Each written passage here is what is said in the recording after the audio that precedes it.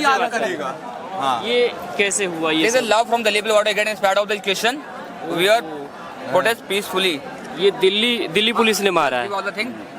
हमें एक आश्वासन चाहिए कि कल को जो शिक्षा मंत्री आएगा इस्तीफे के बाद, क्या वो ऐसी हरकत नहीं करेगा।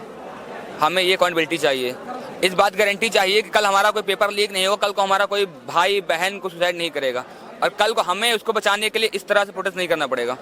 इसका आश्वासन भी चाहिए, सिर्फ इस पर काम चलेगा। और भाई इसको देख सकते हैं कितनी ज्यादा चोट लगी है। यहाँ पे ये पूरा छिला हुआ है, ये यहाँ से यहाँ तक, और ये कह रहे हैं कि लव फ्रॉम दिल्ली पुलिस। ये दिल्ली पुलिस का प्यार है। Delhi police we love you, thanks for your love. Delhi police के जो दरबानों ने इन पे अत्याचार किए हैं, सिपाहियों ने, इन सबका सीआर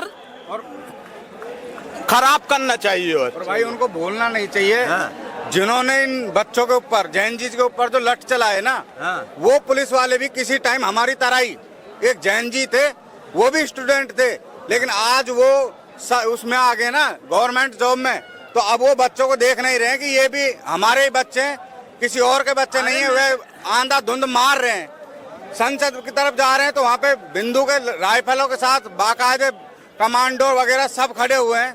भाई ये बच्चे प्रोटेस्ट कर रहे हैं पेपर लीक के लिए, ये कोई आतंकवादी नहीं है, पाकिस्तान से आए हुए नहीं है जो वहाँ पे संसद में जाके आपको उड़ा देंगे। अरे हमारी कंट्रीज में तो ये भी चलता है कि अगर अदर देश का भी आता है तो उसे प्यार से सम्मान दिया जाता है।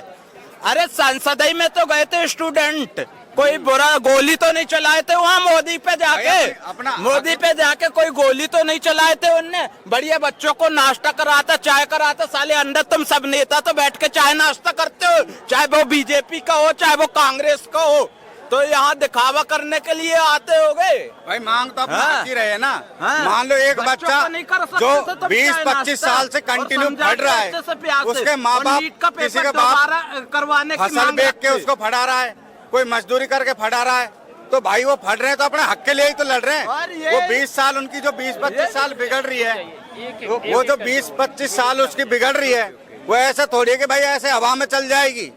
भाई उनके माँ बाप से पूछो कितना संघर्ष करना पड़ रहा है एक बच्चे को एक पेपर दिलाने के लिए। फसलें बेच दी जाती हैं बच्चे उनके पेपरों के लिए, और ये भाई पेपर लीक करा के सब पे पानी फेर देते हैं। इनको तो बस ये है कि पेपर लीक से पैसा तो आ ही रहा है। पेपर लीक नहीं होती है ना। और सब में पहली बात तो ये आपसे बात हुई है, इनसे बात कर लेता हूँ। बदलना पड़ेगा। मैन स्ट्रीम मीडिया में एक नैरेटिव चल रहा है कि भीड़ हिंसक हो गई। भीड़ हिंसक कहाँ हुई? भीड़ हिंसक कब हुई? भीड़ के पास डंडे थे क्या? भीड़ के पास कुछ था, हथियार था? भीड़ के पास 2 हाथ थे, 2 पैर थे, जिससे वो इधर उधर भागने लगे जब लाठीचार्ज हुआ। क्यों करा लाठीचार्ज? ये बताओ पहले तो। बच्चे ही तो हैं, एजुकेशन ही तो मांग रहे हैं। लॉ एंड ऑर्डर जो है ना मेंटेन करने के लिए, लॉ एंड ऑर्डर मेंटेन ही था यहाँ पे सब कुछ। ये आज जैसा है वैसे ही था। इन्होंने जानबूझ के आके यहाँ आके लाठीचार्ज किया हम सबको हटाने के लिए। पर ये पूरा देश, कोई जातिवाद नहीं कर रहा, ये पूरा देश एक साथ खड़ा है। कोई हिंदू धर्म ये ऐसे मुस्लिम हिंदू मुस्लिम नहीं कर रहा, पूरी सारी हिंदू मुस्लिम सिख ईसाई सब खड़े हैं। और ये बात का सबूत है कि आज भी हम एक हैं। हम ये डेमोक्रेसी है। पर ये इसने मोदी सरकार ने, इसने बीजेपी सरकार ने हमें सबको अलग अलग कर दिया। मैं खुद एक पुलिस वाले की औलाद हूँ। मेरा पापा पुलिस में, मेरा ताऊ पुलिस में, सब। और मेरा ताऊ जी तो दिल्ली पुलिस में है, बल्कि वो ड्यूटी पे नहीं गए। मेरा बाप ईमानदार इतना है कि मेरा बाप ने ये बोला मेरे को कि मैं कभी भी ऐसे बच्चों पे लठ तो नहीं चलाता जैसे इन्होंने चलाए हैं। कभी भी ये काम नहीं करता, क्योंकि हम समाज के लिए काम करते हैं, ना कि किसी सरकार के लिए। और ये सब भूल चुके हैं, सब भूल चुके हैं। आप सुन रहे हैं कि बहुत सारे ऐसे युवा हैं जिसकी फैमिली बैकग्राउंड में से कोई आर्मी में है, कोई पुलिस में है, कोई अलग अलग बीएसएफ का जवान है। वो सब उनके घर वालों ने बिल्कुल हौसला दे करके भेजा है, और उनके घर वालों ने ये बताया है कि अगर मैं होता तो मैं इस तरह की हरकतें न करता। एक ने तो ये तक कह दिया, जो लखनऊ से भेजा अपने बच्चे को, कि वहाँ जाना तो हिसाब किताब जो चुकता करके आना, इस तरह की भी बातें कही जा रही हैं। जी जी। हाथ तोड़ दिए सर दिल्ली पुलिस ने, 20 तारीख की बात है। आप दूसरी बार आए हैं, आपकी बात मैं सुन चुका हूँ एक बार। जी हाँ, सेकंड सर एक और बात कि जो बड़ी बड़ी पार्टीज है, मतलब बड़ी बड़ी जो न्यूज़ चैनल्स है, वो ये दिखा रहे हैं कि यहाँ पे